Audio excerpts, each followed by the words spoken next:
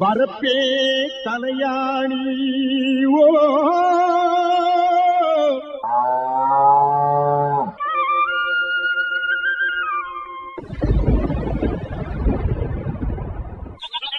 வாய்க்காலே பஞ்சுமெத்தே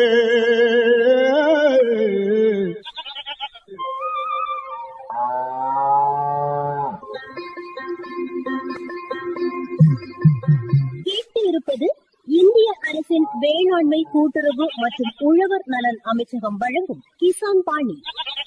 இது உழவர் பெருமக்களுக்கான வேளாண் வானொலி.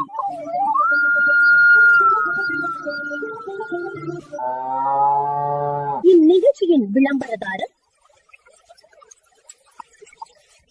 இந்திய அரசின் வேளாண்மை கூட்டுறவு மற்றும் உழவர் நலத்துறை.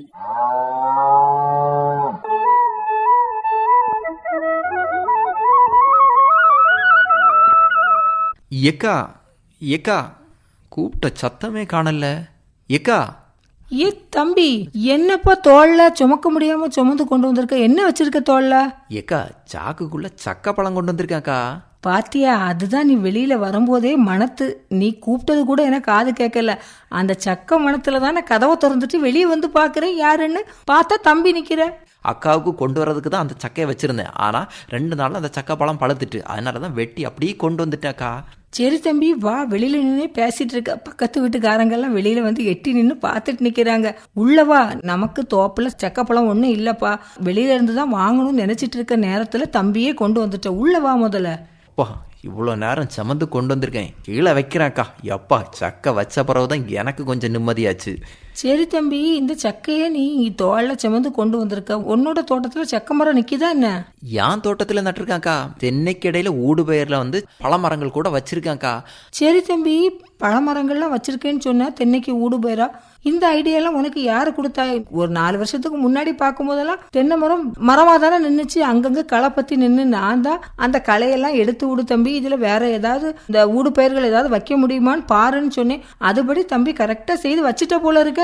ஆமாக்கா, நானும் அப்படிதான் நினைச்சாக்கா. ஆனா 1-2 விவசாயிகள் வந்து என்கிட்ட சொன்னாங்க, சரி இந்த தென்னைக்கு இடையில ஊடு பயிர் சாகுபடி செய்யும் பார்க்கும்போது அதுல வந்து நமக்கு கொஞ்சம் வருமானம் இருக்கும், வீட்டுக்கு தேவையான காய்கறிகள் சாகுபடி செய்யலாம், பழமரங்கள் சாகுபடி செய்யலாம் சொன்னனாலதான் வந்து ஊடு பயிராட்டு அதுல சாகுபடி செய்தாக்கா.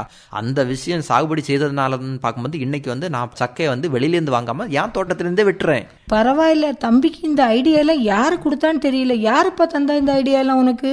ஏக்கா, எனக்கு இந்த ஐடியாலாம் தந்தது வந்து காக்காவளையை சார்ந்த சி ஜஸ்டின் தாஸ் அவங்கக்கா. அவங்க வந்து அந்த தோட்டத்துல வந்து ஒருங்கிணைந்த பண்ணைய மாதிரி வச்சிருக்காங்க. பரவாயில்லையே தம்பி, ஒருங்கிணைந்த பண்ணைய மாதிரி வச்சா கை மேல பலன் நானும் கேள்விப்பட்டிருக்கேன். சில பல பயிற்சிகளுக்கு போகும்போது அவங்களும் சொல்லியிருக்காங்க. சரி, இவர் எப்படி ஒருங்கிணைந்த பண்ணையம் பண்றாரு அப்படிங்கிற விஷயத்த நாம தெரிஞ்சுக்கலாம்னா என்னப்பா பண்றது? ஏக்கா, முதல்ல வந்து இன்னைக்கு இரவு நம்முடைய கிசான் வாணி நிகழ்ச்சியில வந்து பேசுறாங்கக்கா. சரி தம்பி, கண்டிப்பா நான் இன்னைக்கு இரவு கிசான் வாணி நிகழ்ச்சியே கேட்கிறேன். கேட்டுட்டு ஒரு நாள் அவரை போய் நேர்ல பார்க்க முடியுமாப்பா? கண்டிப்பா நேர்ல பார்க்கலாம்க்கா. ஐயா வணக்கம். வணக்கம். வணக்கம் ஐயா, நீங்கள் விவசாய அனுபவம் பார்க்கும்போது உங்களுக்கு கிட்டத்தட்ட எத்தனை வருடத்த அனுபவங்கள் இருக்கும்? ரொம்ப ஒரு 10-30 வருஷத்தை அனுபவம் இருக்கு எனக்கு. கிட்டத்தட்ட ஒரு 30 ஆண்டுகள்னு அனுபவங்கள் இருக்கு. அப்படி போகும்போது எந்த மாதிரி பயிர்கள் வந்து அதிக அளவில் நீங்கள் சாகுபடி செய்றீங்க? எங்கள் ஊரில் என்னென்னு கேட்டிங்கன்னா, செவ்வாழை ஃபஸ்ட்டு, 2வது யாத்தன் வாழை, அதுக்கப்புறம் வந்துட்டு சிங்கம் வாழை, ரிசகதளி, பாளையங்கொட்டான், இப்படி எல்லா வாழைகளும் இருக்குது. இப்போ உங்களுக்கு நிலம்னு பார்க்கும்போது எவ்வளோ ஏக்கர் நிலம் இருக்கும்? எனக்கு 50 சென்ட் இருக்கு. நான் குத்தகை எடுத்திருக்கிறது 1 ஏக்கர் மேலே இருக்கு. குத்தகை எடுத்துருக்கீங்க. இப்போ குத்தகை எடுக்கிற நிலம்னு பார்க்கும்போது நீங்கள் எப்படி குத்தகை எடுக்கிறீங்க? இல்லை, சும்மா வாய்மொழி உத்தரவு இல்லை, வேற ஒன்றும் எழுதி ஒன்றும் தரமாட்டாங்க. அதில் நிறைய தென்னை இருக்குது. தென்னை நம்ம பராமரித்து கொடுப்போம். நாங்கள் வாழை நட்டு அதில் உள்ள வருமானத்தை நாங்கள் எடுத்துக்கிடுவோம். இப்போ தென்னைக்கு இடையில ஊடு பயிராட்டு நீங்கள் வந்து பல ரக வாழைகள் வந்து சாகுபடி செய்றீங்க. ஆமாம். அதுலேன்னு பார்க்கும்போது எந்த மாதிரி ரகங்கள் வந்து சாகுபடி செய்றீங்க? அதிகமாக வந்துட்டு என்னென்னு கேட்டிங்கன்னா, தென்னைக்கு தாழ வரக்கூடியது பாளையங்கொட்டானும் ரிசகதளியும் சிங்கன்னு ஒன்று இருக்குது. அது கொஞ்சம் உயரமாக வளர்ந்து வரும். அதுவும் நல்ல பலன் தரும். இதே நீங்கள் 50 சென்ட் நிலம் இருக்குன்னு சொன்னீங்க, அதில் என்ன பயிர்கள் வந்து போட்டு? சேம் அதில் இதே மாதிரி தான். ஏன்னா எனக்கு சொந்தத்துக்குள்ள இடம் தென்னை இருக்குது. அதில் மாவு பலா எல்லாம் வச்சிருக்கிறேன். அது கூட இந்த வாழை இலை வச்சு இது பண்ணிட்டு வரேன். வச்சிருக்கீங்க. இது கால்நடைகள் வச்சிருக்கீங்களா? கால்நடையும் இருக்குது எனக்கு. கால்நடைகளும் வச்சிருக்கீங்க. ஆமாம் ஆமாம். நீங்க வந்து ஒருங்கிணைந்த பண்ணை மாதிரி வச்சிருக்கீங்க. பண்ணை மாதிரி வச்சிருக்கேன். ஆமாம். இப்போ கால்நடைன்னு பார்க்கும்போது எந்த மாதிரி கால்நடைகள் வச்சிருக்கீங்க? முன்னாடி எல்லாம் வந்துட்டு கொஞ்சம் உடம்புல எல்லாம் ஆரோக்கியம் இருந்த நேரத்தில் மாடு பசுமாடெல்லாம் வச்சிருந்தேன். இப்போ எனக்கு அது இல்லை. இப்போ ஆடு வச்சிருக்கிறேன், கோழி வச்சிருக்கிறேன். இப்போ ஆடுகளை பொறுத்தவரை பார்க்கும்போது எத்தனை ஆடுகள் வர வச்சிருக்கீங்க? 6 ஆடு தான் நிற்குது. ஆடுகள். கோழிகளை பொறுத்தவரை பார்க்கும்போது 50 மேலே கோழி சொந்தமாக வச்சிருந்தேன். நல்லா வந்துட்டு இருந்தது. கழிஞ்ச அந்த வெறி சீசனில் ஏதோ ஒரு நோய் தாக்கி நிறைய கோழிகள் செத்து போச்சு. இப்போ ஒரு 22 கோழி எனக்கு இருக்குது. கோழிகளும் வச்சிருக்கீங்க. இனி இந்த சீசன் முடிஞ்ச உடனே அடுத்து இன்னும் கோழிகளை கொஞ்சம் அதிகப்படுத்துவேன். இப்போ நீங்கள் கூட சொன்னீங்க வந்து தென்னைக்கடையில் ஊடு பயிராட்டு வந்து பல பயிர்கள் வந்து சாகுபடி செய்கிறேன்னு சொன்னீங்க. அப்படி பார்க்கும்போது தென்னையை பொறுத்தவரை பார்க்கும்போது எந்த மாதிரி ரகங்கள் வந்து நீங்கள் நட்டிருக்கீங்க? தென்னை வந்து என்னென்னு கேட்டிங்கன்னா அதில் இன்னொரு ரகம் இருக்குது. அதில் வாளி ஒன்றும் இருக்காது. பேரத்தியம்பழம் போல காய்க்கும், நிறைய காய்க்கும். நல்ல சின்ன ரகமாக இருக்கும், நிறைய காய்க்கும். ஒட்டு ரகங்கள். ஒட்டு ரகம் மட்டும் இல்லை, அது எனக்கு ஃப்ரெண்டு மூலம் ஒரு தென்னை கிடச்சிது. ஆனால் நல்லா இருக்குது. அதுவும் பயன்படுத்திட்டு வரேன். பின்ன நம்ம ஒட்டு ரகங்கள் இருக்குது. அதில் அந்த பச்சை கப்பைன்னு ஒன்று உண்டு, அது பெருசாக காய்க்கும். அதுவும் வச்சிருக்கிறேன். சாதாரண நம்ம சொந்த நம்ம நாட்டில் உள்ள. எத்தனை ஆண்டுகளான மரங்கள் வர உங்கள்கிட்ட நிற்கி? எனக்கிட்ட நிற்கக்கூடியது இப்போ இருக்கக்கூடிய மரங்கள் வந்துட்டு என் வீட்டு பக்கத்தில் இருக்கக்கூடியதெல்லாம் வந்துட்டு என்னென்னா 22 வருஷம் ஆனது நிற்குது. அது நல்ல பயிர் இருக்குது. ஆனால் இருந்தாலும் அந்த கேரளா வாடல் நோய் தாக்கி இப்போ சமீபத்தில் ஒரு தென்னை அடிபட்டது. இன்னும் ஒரு தென்னை வராமலே இருக்குது, மீடியமாக ஓடிட்டு இருக்குது. ஏன்னா நல்ல முறையில் நான் கவனிக்கிறதுனால அப்படி போயிட்டு இருக்குது. அந்த கேரளா தாக்குதல் மட்டும் இல்லாமல் இருந்தால் நம்ம ஊரில் தென்னைகள் எல்லாம் மக்கள் நிறைய சாகுபடி கிடைக்கும். மரிச்சினிய வரையிலும் தாக்குது. அது ஒரு வெள்ளை கலரில் ஒரு புள்ளி போல இருக்கும், ஒரு பக்கி போல இருக்கும். அது வந்துட்டு மரிச்சினியும் தாக்குது, வாழையை தாக்குது, தென்னை தான் அதிகம். அதுபோக கூட நீங்கள் சொன்னீங்க வந்து இந்த தென்னைக்கடையில் வந்து பழப்பயிர்கள் வந்து சாகுபடி செய்கிறீங்கன்னு சொன்னீங்க. இப்போ பழப்பயிரை பொறுத்தவரை பார்க்கும்போது எந்த மாதிரி பழப்பயிர்கள் வந்து நீங்கள் சாகுபடி செய்றீங்க? நம்ம உள்ளூரில் வந்துட்டு இன்னும் வேறு மாதிரி ரகங்கள் வரல. பலா நிற்குது, மாவு நிற்குது, சப்போட்டா, இந்த 3 நிற்குது. இப்போ என்னென்னா ரம்பூட்டானா நம்ம ஊரில் தொடங்கியிருக்காங்க. அது இனிமேல் தான் இன்னும் நட தொடங்கணும். அது வந்து ரம்பூட்டான் வந்து மலையோர கிராமத்தில் வந்து அதிக அளவில் சாகுபடி செய்கிறாங்க விவசாயிகள்.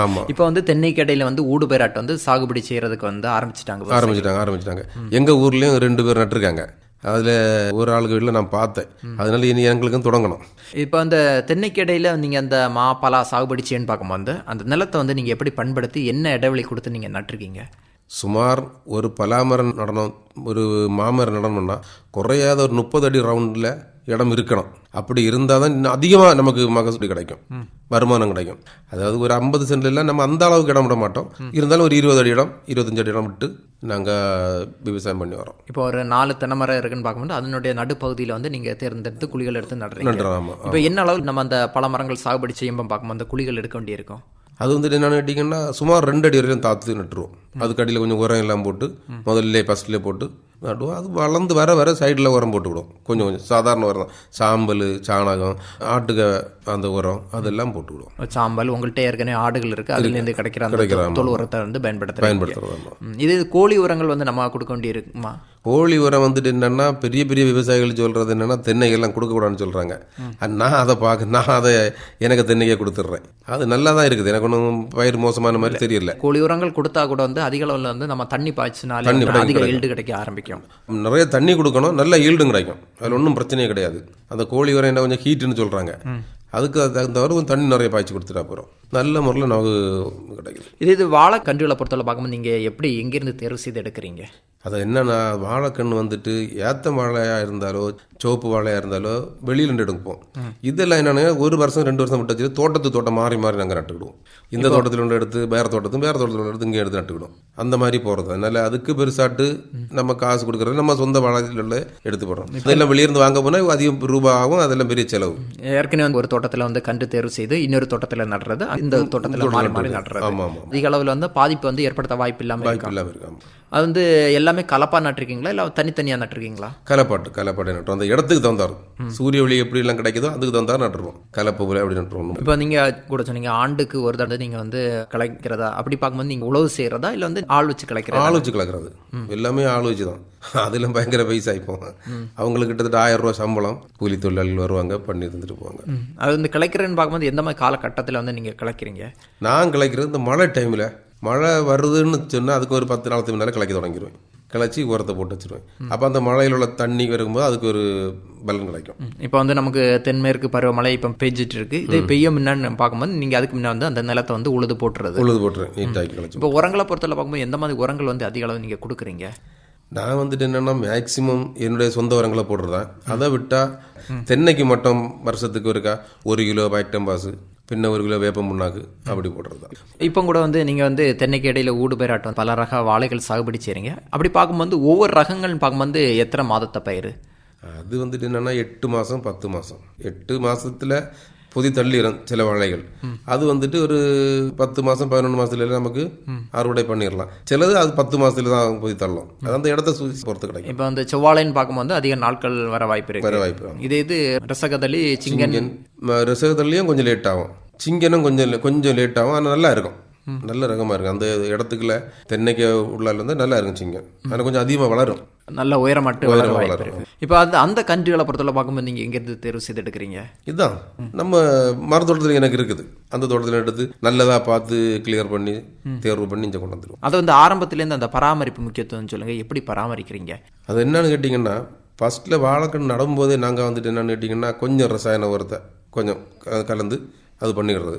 அதுக்கப்புறமா வந்துட்டு என்னென்னா ஒரு 15 நாளெல்லாம் கழிஞ்சா ஒரு சின்ன ஒரு கிளையில் கிளச்சிட்டு அதுக்கு ஒரு உரம் போட்டு கொடுப்போம். அடுத்தது ஒரு 2 மாதம் கழிஞ்ச பிறகு அந்த இடத்துக்கெல்லாம் போகுது. அதே நேரம் வயலில் இருந்து அது முடியாது. 15 நாள் 30 நாள் கரெக்டாக ஏற்ற வாழைக்கு இதுக்கெல்லாம் போட்டுக்கணும். இது மேலே ஆகும்போது ஊடு பயிர் நெல்லும்போது ஒரு 2 மாதம் கழியும் போது அடுத்த ஒரு கிளையில் கிளச்சி அடுத்த உரம் போடுவோம். அப்படியே அடுத்த ஒரு 4வது மாதம் பின்ன தண்ணி பாய்ச்சி விட்டுவிடுவோம். தண்ணி கொடுக்குறோம். தண்ணின்னு பார்க்கும்போது கிணற்று பாசனமா இல்லை குளத்து பாசனங்கள்? கிணற்று பாசனம். அது எந்தெந்த டைமில் கொடுக்குறீங்க? அது வந்துட்டு இந்த உரம் போட்ட உடனே நல்லா கொடுத்துரும் தண்ணி. உரம் போட்டாச்சுனாலே இன்னைக்கு கொடுத்தாச்சுன்னா அடுத்த நாளைக்கு கொடுப்போம், மறுநாள் கொடுப்போம். அந்த மாதிரி கொடுத்து தண்ணி கொடுக்கறதுனால தென்னைக்கும் நமக்கு நல்ல பிரயோஜனம் உண்டு.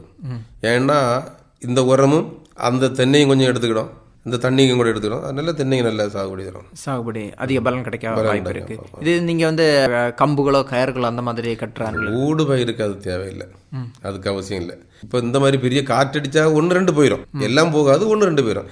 எப்படி இல்லைனாலும் இது இந்த பெரிய வாழையானால கொஞ்சம் அதிகமாக பழம் நம்ம நடுறது, 2 அடியில் பழம் நடுறதுனால அந்த அளவு வராது. இதே இது பார்க்கும்போது நீங்கள் இந்த ஊடு பயிராட்டு சாகுபடி செய்யும்போது இந்த வாழைக்கு ஆகட்டும் இந்த பழப்பயிர் செடிகளுக்காகவும் ஏதாவது நோய்களோ பூச்சிகளோ வந்து தாக்கத்தில் வந்து ஏற்படுத்த வாய்ப்பு இருக்கா? நோய்கள் அந்த கேரளா வாடல அந்த பக்கி போல ஒரு பிள்ளையா இருக்கும், அது எல்லாத்துக்கும் வந்துடுது. அது கீழே இருந்தே தண்ணி அடிச்சு கொடுப்போம் நாங்கள். தென்னையில் வந்து அந்த ரூகோஸ் சுருள் வெள்ளை வந்து அதிக அளவில் தாக்குதல் இருக்குன்னு சொல்றாங்க. அது வந்து தென்னையில் தான் தாக்குதல் இருக்கா? தென்னையிலும் தாக்குது, வாழைக்கும் தாக்குது சார். வாழைக்கும் தாக்கிட்டு போயிட்டு இருக்குது. அப்படியே அந்த வாழை இலையெல்லாம் பார்த்தா கருன்னு இருக்கும். அந்த வாழை கொலையே போடாது, போட்டாலும் சின்ன கொலையாக போடும். அது வந்து அந்த தென்னையில் இருக்க அந்த ஓலைக்கு அடியிலிருந்து அந்த பச்சைத்தை உறிஞ்சு அதில் இருக்கிற அந்த எச்சத்தை வந்து அந்த வாழையில வந்து அந்த வாழையை வந்து வளர்ச்சி இல்லாமல் பெரிய பாதிப்பை ஏற்படுத்துது. அந்த மாதிரி தகவல் வந்து நீங்கள் வேளாண்மை துறை அலுவலரை போய் சந்திச்சிருக்கீங்களா? தோட்டக்கலைத்துறை அலுவலரை? தோட்டக்கலைத்துறையிலேருந்து நாங்கள் ஒரு சாரை கொண்டு காட்டினேன். காட்டி அவர் என்ன சொன்னார்னு கேட்டிங்கன்னா, அதுக்கு ஒரு விஷயம், மஞ்சள் கலர் ஒரு பேப்பரில் ஒரு எண்ணெயை பெரட்டி அதில் கெட்ட சொன்னார், மஞ்சள் ஒட்டு பொறி அப்படி கெட்ட சொன்னார். வாழைக்குள்ள தண்ணி அடிக்கிறோம் கீழே இருந்து, தண்ணி பீச்சி அடிக்கிறீங்க. அந்த டைம்ல வந்து அந்த வெள்ளை வந்து மாறுறதுக்கு வாய்ப்பு. இது தென்னையில வந்து எந்த அளவுல பாதிப்பு ஏற்படுத்துது? தென்னை வந்துட்டு என்னன்னா ஒரு தென்னையை மொத்தத்தில் சுருட்டிடும், குறுந்தில ஓலை வாரதிலும் சுருட்டிடும் நிறைய பேர் நிறைய. ஆனா அதே இதுன்னு பார்க்கும்போது நம்ம அந்த தண்ணி வந்து தென்னை இவ்வளவு உயரத்துக்கு வந்து நம்ம அடிக்கிறது கொஞ்சம் சிரமம். இது நீங்க வந்து வேளாண்மை துறை சார்பாகன்னு பார்க்கும்போது ஏதாவது மீட்டிங் அந்த மாதிரி போயிருக்கீங்களா? மீட்டிங் போறது உண்டு. கருங்கல்ல மத்தியோடில் ஒன்று நடத்தினோம், அதுக்கு போயிருந்தேன். அது விட்டாச்சுன்னா கலெக்டர் மீட்டிங் எங்களுக்கு இருக்குது, சப்டிவிஷன் லெவலில் மீட்டிங் இருக்குது. எல்லா மீட்டிங்கும் போகிறது உண்டு, எல்லாத்துக்கும் பேசுகிறதெல்லாம் உண்டு. சரி, இந்த மாதிரி சந்தேகங்களை வந்து நீங்கள் வேளாண் அலுவலர்கிட்ட கேட்டிருக்கீங்களா? கேட்டிருக்கு. அதுக்குன்னு சில அது என்னென்னா அவங்க என்னன்னா ஏதோ ஒரு தைலத்தை கலக்கி தென்னைக்கு கொண்டுல விடணும்னு சொல்லுவாங்க. அப்போ வந்து இதுக்கெல்லாம் கொஞ்சம் நல்லா இருக்கும் எல்லாம் சொல்லுவாங்க. ஒருத்தர் சொன்னார் கடல் மணலும் வேப்பம் புண்ணாக்க மிக்ஸ் பண்ணி அப்படி மேலே போடணும்னு சொல்லியிருக்காங்க. இதெல்லாம் போட்டு வரோம், பெருசாக பலன் இருந்தாலும் இதெல்லாம் பரவாயில்ல போட்டு வரோம். இது நீங்கள் வந்து ஆடுகள் கூட வச்சுருக்கீங்க. ஆடுகள் பராமரிப்புன்னு பார்க்கும்போது அது எப்படி பராமரிக்கிறீங்க? நல்ல முறையில் அது என்ன அவுத்து மாற்றி கட்டணும், அல்லது அதை கொண்டு மேய்ச்சல் விடணும். அதுக்கு ஒரு சூப்பரான ஒரு இடம் கிடச்சதுன்னா அந்த கொண்டு மேய்ச்சல் விட நல்லா மேயும். இங்கே வந்தப்பறம் நம்ம காலையிலேயும் தண்ணி கொடுப்போம், மத்தியானம் தண்ணி அந்தியும் தண்ணி கொடுத்துருவோம். இன்னும் புளிய முத்து ஆகாரம் வீட்டில் உள்ள சாப்பாடெல்லாம் உண்டு, அதெல்லாம் கொடுத்துக்கிட்டு இருக்கோம். இப்போ நீங்கள் கூட சொன்னீங்க ஒரு டைமில் வந்து நாங்கள் பசுமாடுகள் வச்சுருந்தோம், அதே போல் வந்து ஆடுகள் அதிக அளவில் வச்சுருந்தோம். அப்படி பார்க்கும்போது இந்த கொட்டையினுடைய அமைப்பு, அதாவது அந்த தொழு பரப்பை பொறுத்தவரை பார்க்கும்போது எப்படி அமைச்சு வச்சுருக்கீங்க? நான் வந்துட்டு என்னென்னா அழகாட்டு கோழிக்கு ஒரு இடம், ஆட்டுக்கு ஒரு இடமா ஒரு வீடு போலே கட்டியிருக்கேன். அந்த இடத்துல சூப்பராக அதில் கொண்டு விட்டுருவோம், ஓடு போட்டு பெருசாகவே கட்டியிருக்கிறேன். அது வந்து வீடோட பகுதியில் வச்சுருக்கீங்களா தனியாக வச்சுருக்கீங்க? தனியாக தான் வச்சுருக்கேன், தனியாக அதை வச்சுருக்கேன். அவங்க உள்ளே படுத்துக்கிடுவாங்க, ஒன்றும் ப்ராப்ளம் இல்லை. மழை வந்தாலும் உள்ளே போயிடும். பகலில் வந்தால் வெளியில் விட்டுறது. கோழிகள்னு பார்க்கும்போது திறந்து விட்டு தான் வளர்க்குறீங்க? திறந்து விட்டு வளர்க்குறோம். ஆடுகளை வந்து நீங்கள் மேய்ச்சலுக்கு எந்த மாதிரி இடத்த வந்து தேர்வு செய்து எடுக்கிறீங்க? அது பக்கத்தில் எனக்கு ஒரு இடம் இருக்குது, அந்த இடத்துல கொண்டு விட்டு கொஞ்சம் மேய்ச்சி, அது எனக்கு ஒரு அண்ணாச்சி இடம், அங்கே கொண்டு விட்டு மேய்ச்சி எடுத்துட்டு அப்படி கொண்டு வந்து விட்டுருவோம். ஆடுகளை பராமரிக்கிறீங்க. என்ன அளவில் வந்து வருமானம் இருக்குது இந்த ஆடுகளை பொறுத்தவரை பார்க்குமா? ஆடுகள் கரெக்டான முறையில் பலப்பட்டு குட்டிகளை ஈண்டு தந்ததுன்னா நமக்கு பிரயோஜனம் தான். இப்போ பின்ன புண்ணாக்கு விலை கூடி போச்சு, அதனால கொஞ்சம் கஷ்டம்தான். இருந்தாலும் கரெக்டான முறையில் அது பலப்பட்டு நமக்கு கிடச்சதுன்னா பிரயோஜனம், இல்லைன்னா கொஞ்சம் கஷ்டம் தான். முன்ன ஆட்டுக்கு பால் எல்லாம் நல்லாது, உடம்பு எல்லா பிள்ளைகளும் குடிக்கலாம், நல்லது. எனக்கு கொஞ்சம் கொஞ்சம் பால் கிடச்சிட்டு தான் இருக்குது, நான் டெய்லி அது பால் குடிக்கிறது தான். அது வந்து ஆட்டினுடைய பால் வந்து நீங்கள் வீட்டுக்கு பயன்படுத்துறது, அது வேற யாரும் கொடுக்கறது இல்லை, வீட்டுக்கு எடுத்துக்கிறது. அவங்க பிள்ளைகள் குடிப்பாங்க, பிள்ளைகள் குடிச்சது பிறகு நாங்கள் எங்கள் பிள்ளைகள் நாங்களும் குடிக்கிறதா. அது ஒரு மருத்துவ குணம், நல்ல மருத்துவ குணம். இதுக்கு இடையில பின்ன தேன்பட்டி வச்சிருக்கிறேன், தேன்பட்டியும் வச்சிருக்கிறேன். எத்தனை கூடுகள் வரை இருக்கு? எனக்கு கழிஞ்ச வருஷம்ல 300 கூடு இருந்து. அது வந்து எப்படி பராமரிக்கிறீங்க தேன் கூடை பொறுத்தவரை பார்க்கும்போது? தேன் கூடை என்னன்னா உங்களுக்கு கரெக்டாக 8 நாளத்தை வரைக்கும் அதை திறந்து பார்க்கணும். திறந்து பார்த்து அதில் வந்துட்டு ராணிச்சி எக்ஸ்ட்ரா வந்திருக்கா இல்லையா என்னன்னு பார்த்து, அந்த ராணிச்சி வந்திருந்தோன்னா அதை எடுத்து மாற்றணும். அதை விட்டாச்சுன்னா அதுக்கு உடனே சீனிப்பாவு கலக்கி ஊற்றி அப்படி கொடுத்து அதில் வளர்த்திட்டு வரோம். இந்த தடவை இனி ஒன்று என்ன பண்ணிட்டு வரேன், தவிர மீதி எல்லாம் போச்சு கழிஞ்ச தடவை. ஆனால் அது வந்து தேனீக்களை பொறுத்தவரை பார்க்கும்போது நம்ம வந்து பராமரிப்பு வந்து ஒவ்வொரு 8 நாளுக்கு வரைக்கும் வந்து நம்ம முறையாட்டு பராமரிச்சுட்டே இருக்கணும். ஆமாம், பராமரிச்சன்னு பார்க்கும்போது அதிக அளவில் வந்து வருமானம் கிடைக்கும். இப்போ நீங்கள் கூட வந்து தென்னைக்கு இடையில வந்து அந்த தேனி வச்சிருக்கேன்னு பார்க்கும்போது அது தேங்காய்ன்னு பார்க்கும்போது அதிக அளவு கிடைக்க வாய்ப்பு இருக்கு இல்லையா? ஏற்கனவே வந்து அயல் மகரந்த சேர்க்கை வந்து நடைபெறும். தேனீச்சி நம்ம எல்லாருக்கும் வீட்டுக்கு நடையில இருக்கணும், அது வெளியூரில் உள்ள மகரந்தத்தை கொண்டு வந்து நமக்கு தரும். அதே போல் தென்னையில் உள்ளது எல்லாத்தையும் கரெக்ட் பண்ணி கலப்பணம் பண்ணி, அதனால தான் எனக்கு அந்த சில பூச்சிகள்லாம் இருந்தாலும் அந்த தென்னை கொஞ்சம் பலன் கிடைக்கிது. இவங்களுக்கு பலன்னா பெரிய பலன், நமக்கு நல்ல பிரயோஜனமாக இருக்கும். இப்போ நீங்கள் கூட சொன்னீங்க இடையில வந்து மாமரம் கூட வச்சுருந்தேன், அதில் வந்து மல்கோவா மாம்பழம் கூட வந்து டேஸ்ட்டாக இருக்குன்னு சொன்னீங்க. அப்போ அதுக்கு முக்கிய காரணம்னு பார்க்கும்போது அது தேனீக்கள்னு சொல்லலாமா? கட்டாயம் அதில் மாற்றமே கிடையாது. அவங்க வந்து மகரந்த கொண்டு வந்துடுவாங்கல்ல, அது பெரிய பெரிய விஷயம். காய்ப்பு திறன் வந்து அதிக அளவு இருக்கு. இப்போ ஒரு பழத்தினுடைய சுவை பொறுத்தவரை பார்க்கும்போது எப்படி இருக்கு? செங்கவருக்கு இன்னொரு டேஸ்ட்டாக இருக்கும், மல்கோவா வேற ஒரு டேஸ்ட்டு. மல்கோவாயில் என்னன்னா கொட்டை எல்லாம் ரொம்ப சரசாக இருக்கும், காய் பெருசாக இருக்கும், கொட்டை ரொம்ப சரசாக இருக்கும், அப்படியே சாப்பிடலாம், நல்லா இருக்கு. என்ன அளவில் வருமானம் இருக்குது இப்போ இந்த ஒருங்கிணைந்த பண்ணை அமைச்சிருக்குன்னு பார்க்கும்போது? பரவாயில்ல, பெருசாக போகாமல் இருந்தாலும் இந்த நோய்களை எல்லாம் கட்டுப்படுத்தி எடுத்து அதுகளெல்லாம் செலவு பண்ணி எல்லாம் கிளியர் பண்ணிட்டு வரும்போது எங்களுக்கு குடும்பம் நல்ல முறையில் போயிட்டு இருக்குது, ஒன்றும் ப்ராப்ளம் இல்லை. இது நீங்கள் விற்பனைன்னு பார்க்கும்போது எப்படி விற்பனை செய்கிறீங்க? சந்தைப்படுத்துதல் அது என்னென்ன, முன்னாடி எல்லாம் வந்துட்டு சந்தையை கொண்டு போயிடுவோம். இப்போ ஒரு சில 1-2 குறைனா சந்தை ஒன்று இல்லைன்னா இவங்க தோட்டத்திலேருந்து வாங்கிட்டு வாங்க, வியாபாரிகள் வந்து வாங்கிடுறாங்க. மாங்காய் இருந்தாலும் வந்து நேராக அப்படியே மதிச்சு அப்படியே வாங்கிட்டு போயிடுறாங்க. அது வந்து அவங்க கொலை எண்ணத்துக்கு வாங்குறாங்களா கிலோ கணக்கு? கொலை பேசுவாங்க, இத்தனை கொலை எனக்குள்ள பேசுறாங்க, வந்து நிறுத்து 1 கிலோக்கு இவ்வளோன்னு சொல்லி எடுத்து போயிடுவாங்க. நமக்கு நல்ல கஷ்டம் கிடையாது, அலைச்சல் கிடையாது, இங்கே தோட்டத்துக்கு வந்துட்டு போயிடுவாங்க, தோட்டத்துக்கு அவங்களே வந்து வெட்டி போயிடுவாங்க. இப்போ அந்த ஆடுகள் பொறுத்தவரை பார்க்கும்போது அது எப்படி நீங்கள் விற்பனை பண்ணுறீங்க? ஆடு என்னன்னு கேட்டிங்கன்னா அதுவும் வியாபாரிகள் வீட்டில் வருவாங்க, வந்து விலையை பார்த்து பேசி அவங்களே எடுத்துகிட்டு போயிடுவாங்க. அல்லது சந்தை இருக்குது, சந்தையில் கொண்டு போய் கொடுப்போம். சந்தைன்னு பார்க்கும்போது எந்த மாதிரி சந்தை? அந்த ஓண சீசனுக்கு, கிறிஸ்மஸுக்கு, இப்படிப்பட்ட நல்ல நாளுகளுக்கு எல்லாம் சந்தையில் கொண்டு கொடுத்தா இல்லை பைசா அப்பவும் வீட்டுக்கு வந்துடுவாங்க. வர்றவங்களும் உண்டு, சில டைமில் மட்டும்தான் இப்படி சந்தையில் கொண்டு கொடுக்குறது. இப்போ உழைப்பை பொறுத்தவரை சொல்லுங்கள், எப்படி உழைக்கிறீங்க? இப்போ நீங்கள் வந்து ஆடுகள் வச்சுருக்கீங்க, கோழிகள் வச்சுருக்கீங்க, அதே போல் வந்து ஒருங்கிணைந்த பண்ணை மாதிரி வச்சுருக்கீங்க. அப்போ உழைப்பை பொறுத்தவரை பார்க்கும்போது என்ன அளவில் வந்து இங்கே சொந்த உழைப்பு முக்கியத்துவம் கொடுக்குறீங்க? ஐயா, காலையில் இருந்து தொடங்குற வேலை இப்படி வெளியே எங்கேயாவது வந்தால் தான் உண்டு, இல்லைன்னா சாயங்காலம் வரையும் ஃபுல் உழைப்பு தான், ஃபுல் உழைப்பு. இதுக்கு தேவைப்படும் நாட்களில் கூலி ஆட்களை கூப்பிட்டுருக்குது. அந்த மாதிரி சீசன் அப்படி, அல்லாத சீசன் நான் ஒத்தைக்கு நிறைய பண்ணிவிடும். இப்போ என்ன சொல்றீங்கன்னு பார்க்கும்போது மேக்ஸிமம் வந்து நம்மளால முடிஞ்ச உதவிகளை வந்து நீங்க வந்து தோட்டத்தில் வந்து செலவழிச்சிருக்கீங்க. அது போகன்னு பார்க்கும்போது எக்ஸ்ட்ரா ஏதாவது உரங்கட்டுறது இந்த மாதிரி பார்க்கும்போது நீங்க அந்த டைம்ல வந்து வெளி ஆட்களை வந்து வேலைக்கு வச்சிருக்காங்க. வேலைக்கு கூலி ஆட்கள் வந்து ஏன்னா வந்து நம்ம சொந்த உழைப்பு முக்கியத்துவம் கொடுத்தா வந்து தான் வந்து நமக்கு வந்து வருமானத்தை வந்து எதிர்பார்க்க முடியும். அது மட்டும் இல்லை, உடம்பு கொஞ்சம் ஆரோக்கியமாக இருக்கும், ஹெல்த்தியாக இருக்கும். என்னுடைய சொந்த உழைப்பு அது ஒன்று முக்கியத்துவம் கொடுக்குது. அதனால தான் எனக்கு கொஞ்சம் வருமானங்கள் இருக்குது. இல்லை வேறு பெருசாக சொல்ல இருந்தாலும் வருமானம் இருக்குது எனக்கு. என்னுடைய சொந்த உழைப்பில் நல்ல வருமானம். சொந்த உழைப்பு இருக்குன்னு பார்க்கும்போது ஒரு வருமானம் கிடைக்க வாய்ப்பு இருக்குன்னு சொல்லாமல் இந்த ஒருங்கிணைந்த பண்ணை அமைச்சு கட்டாயம் சொல்லலாம், ஒன்றும் ப்ராப்ளம் இல்லை. நம்ம உழைப்பினால தான் நமக்கு வருமானம். அப்போ இவ்வளோ நேரம்னு பார்க்கும்போது ஒருங்கிணைந்த பண்ணையும் வருமான வாய்ப்பும் பற்றி நல்ல அருமையான கருத்துக்கள் சொன்னீங்க ஐயா. நன்றி, வணக்கம். வணக்கம், நன்றி. இதுவரை ஒருங்கிணைந்த பண்ணையமும் வருமான வாய்ப்பும் நேர்முகம் கேட்டீர்கள். பங்கு பெற்றவர் காக்கவிளை சி. ஜஸ்டின் தாஸ் அவர்கள். உடன் உரையாடியவர் டி. எட்வின் ஜெயராஜ். இதுவரை கேட்டது இந்திய அரசின் வேளாண்மை கூட்டுறவு மற்றும் உழவர் நலன் அமைச்சகம் வழங்கிய கிசான் பாணி. இது உழவர் பெருமக்களுக்கான வேளாண் வானொலி.